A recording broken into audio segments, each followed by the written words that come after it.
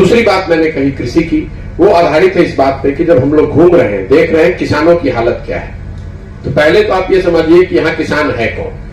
बिहार में ये समाजवाद के नाम पर शासन करने वाले 30-35 साल से जिन सरकारों ने शासन किया है, इनके समाजवाद सोच के बावजूद आपको जानकर यह आश्चर्य होगा कि देश में भूमिहीनों की संख्या सबसे ज्यादा आज बिहार में है। रूरल बिहार में, ग्रामीण बिहार में करीब करीब 60% लोग ऐसे हैं जिनके पास एक धूर जमीन नहीं है, और बिहार के स्तर पर यह आंकड़ा है करीब करीब 55%। मतलब 55% बिहारियों के पास 1 इंच जमीन नहीं है। ये 30-40 साल के समाजवादी सोच वाली सरकारों के बाद की स्थिति है। देश में आंकड़ा क्या है? देश में करीब करीब 38% लोगों के पास जमीन नहीं है, लेकिन बिहार में यह संख्या करीब करीब 60% है। इसीलिए हम लोगों को इतनी बड़ी संख्या में आपको मजदूर दिखते हैं। पढ़ाई उनके पास है नहीं, भूमि है नहीं, तो उनको मजदूरी उनके पास विकल्प है।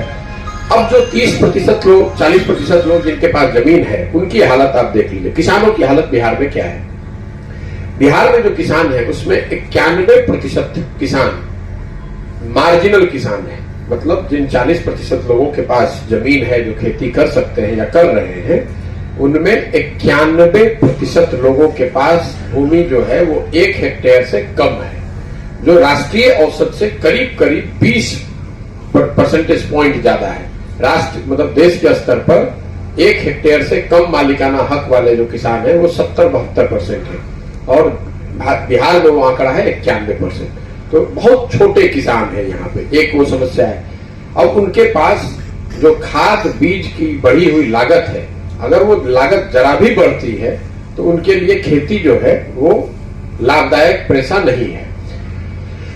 बिहार में जो खाद और बीज की बढ़ी हुई कीमत है, उसमें जो करप्शन है, भ्रष्टाचार है, वो यही वजह है कि हर गांव में जहां हम लोग जा रहे हैं, लोग यूरिया 270 रुपया का 700 रुपया 800 रुपये में खरीद रहे हैं। और खासकर जो नेपाल से लगता हुआ एरिया है, बहुत बड़े पैमाने पर खाद की तस्करी होने की वजह से यहाँ के लोगों को खाद के जो दाम है वो 2 गुने 3 गुने दाम देने पड़ रहे हैं। बीज की वही हालत है।